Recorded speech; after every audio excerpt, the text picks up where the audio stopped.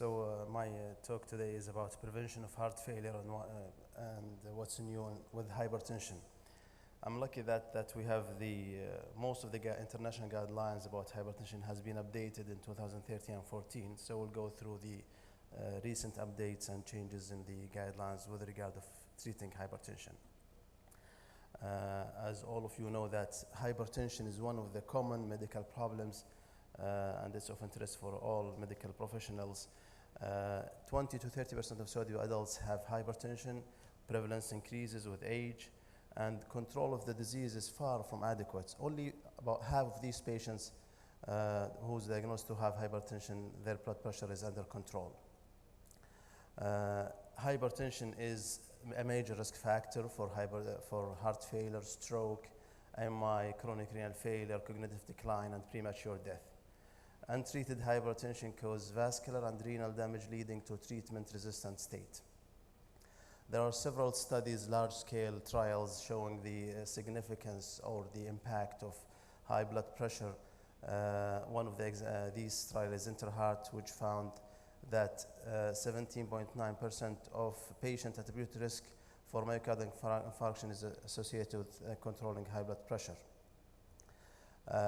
Each 2 millimercury of water rise in systolic blood pressure associated with increased risk of mortality by 7% for heart disease and 10% from stroke.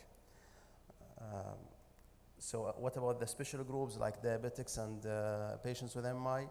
Aggressive blood pressure control decreased the risk of new heart failure in patients with diabetes by 50%. And patients with prior MI, the control of blood pressure will reduce the risk of heart failure by about 80%.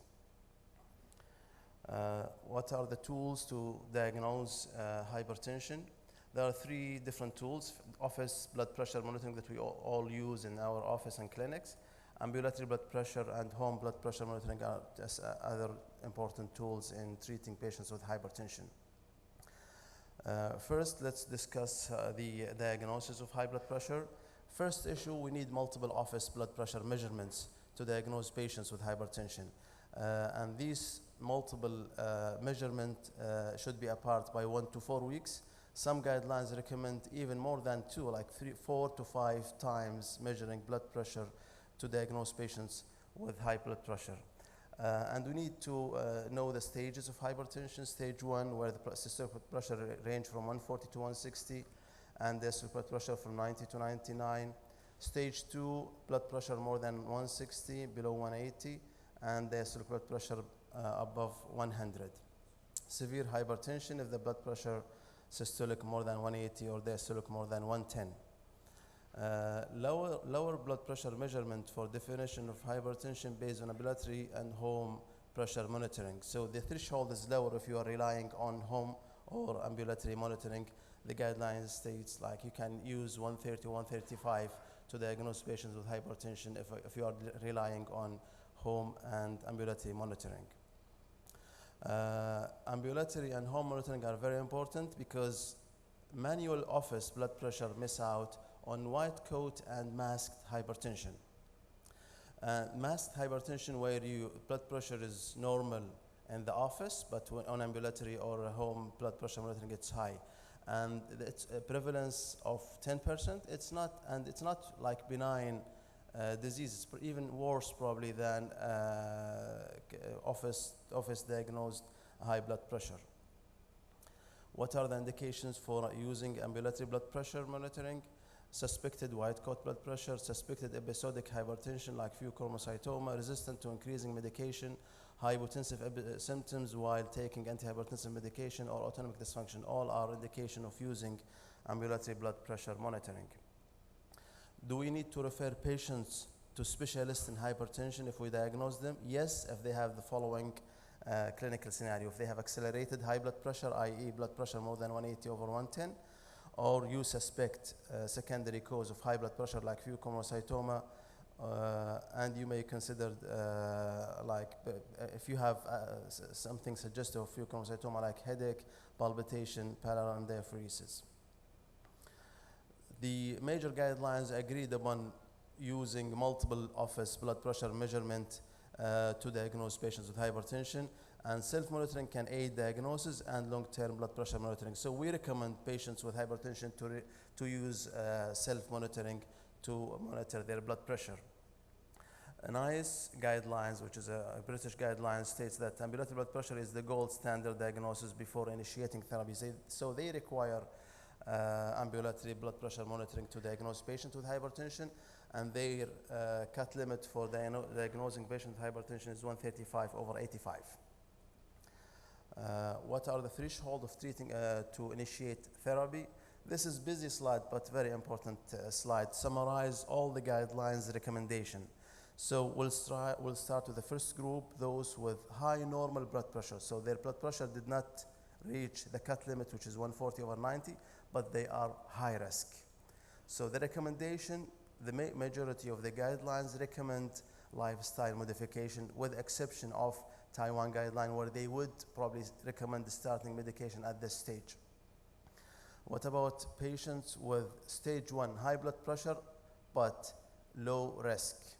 So if they are low risk, most of the guidelines, including American Society of Hypertension, AHA, ACC, and European Society of Hypertension and ESC, and NICE guidelines, all recommend starting with lifestyle or behavioral changes before initiating a medical therapy. However, there are certain guidelines where they may recommend considering starting medication even in stage 1 with low risk. These guidelines are French, Taiwan, and Chinese guidelines. For stage 1 hypertension who are high risk, almost all the guidelines recommend starting medications in addition to behavioral changes. Stage 2 low risk, the European Society guidelines recommended that you may consider just starting with behavioral changes and lifestyle modification before initiating therapy. However, the rest of guidelines would recommend starting medical therapy immediately with behavioral changes for stage 2. For stage 3, obviously, you need to start medical therapy in addition to behavioral changes. There are special group of patients that you need to consider secondary causes of hypertension, those who have high blood pressure diagnosis, hypertension diagnosis before age of 40. What is the target blood pressure levels for these patients? So in general, the target blood pressure should be below 140/90, and this being agreed upon on all the guidelines. The new changes in the guidelines that for elderly, the target blood pressure is softer than before. So they would probably allow blood pressure up to 150/90. It's been stated clearly in GNC guideline, GNC 8. For diabetics, you need to have strict control of blood pressure, and the Canadian guidelines and Asian guidelines recommend blood pressure below 130/80, and for European guidelines, they recommend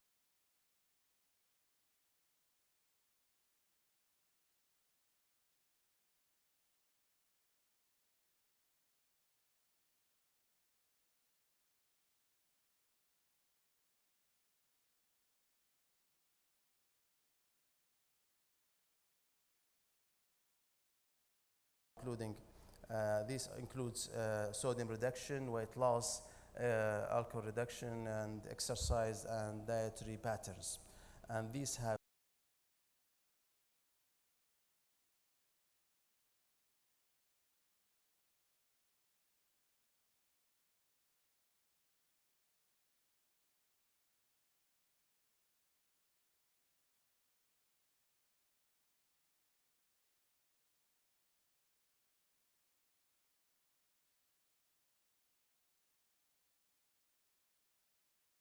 you may give your patient chance 3 to 6 months with behavioral, see if blood pressure reached target before initiating medical therapy.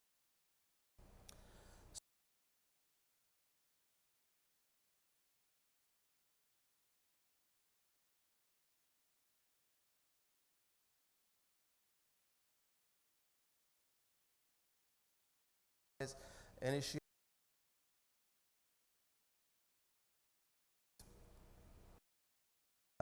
now I'll move to the pharmacological Four groups of medication that you should consider.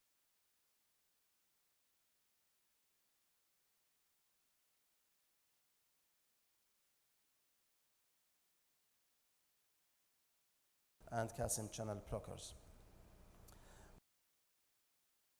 Of these, for ACE inhibitors, patients with heart failure,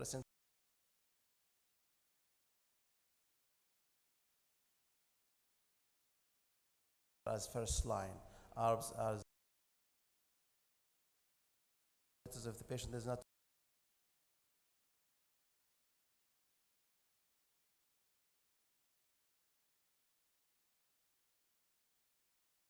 medication, especially in plaque and first line medications. Advised for treatment of general population. What about spironolactone?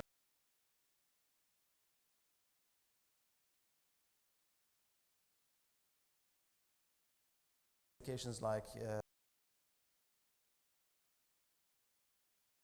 with heart failure that they fit into the RELS use. We should remember that there are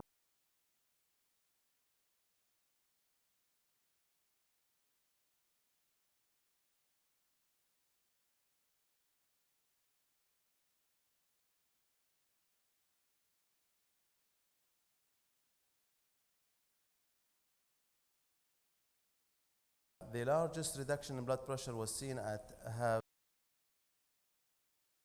standard or twice standard doses. Blockers, the adverse effect compared to the half and ARBs and no dose dependence. So the side effects better than others. Taken only once daily.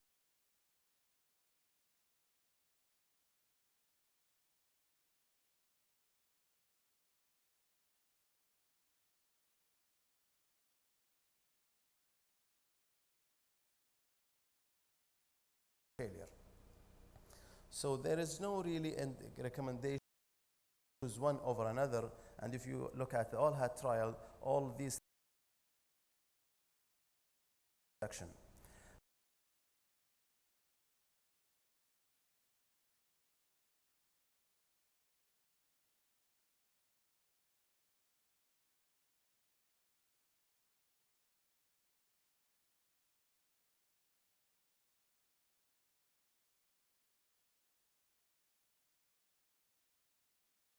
ABCD and other trials, all medication. And here it comes.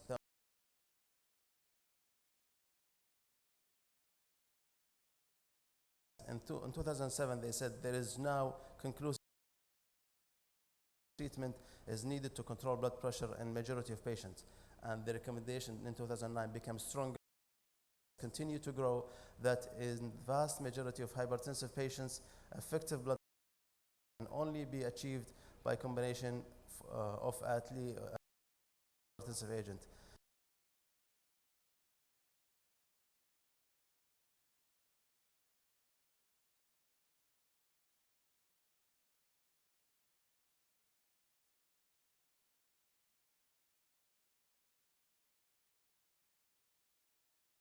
Initiation of medical therapy, especially if patient better adherence comes with combination.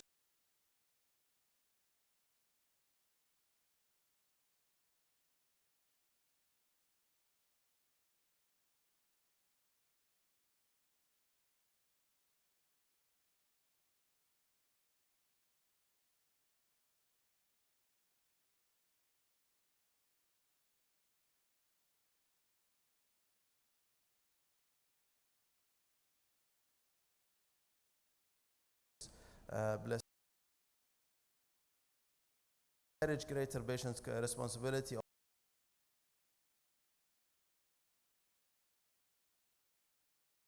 these use with work available, encourage adherence by healthcare contact, particularly over the first 3 months. Discuss and assess global cardiovascular risk. They have cardiovascular has an impact on their adherence and the blood pressure control as been shown in this particular trial.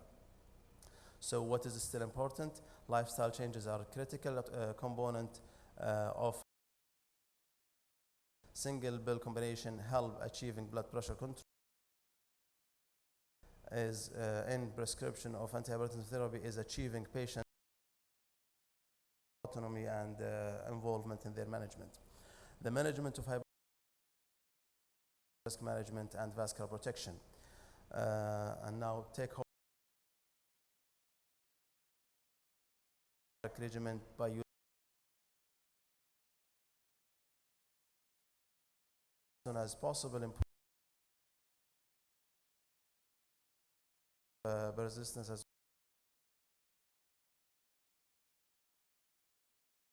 requires assessment of overall cardio important tool in self-monitoring and to target now high prevalence of untreated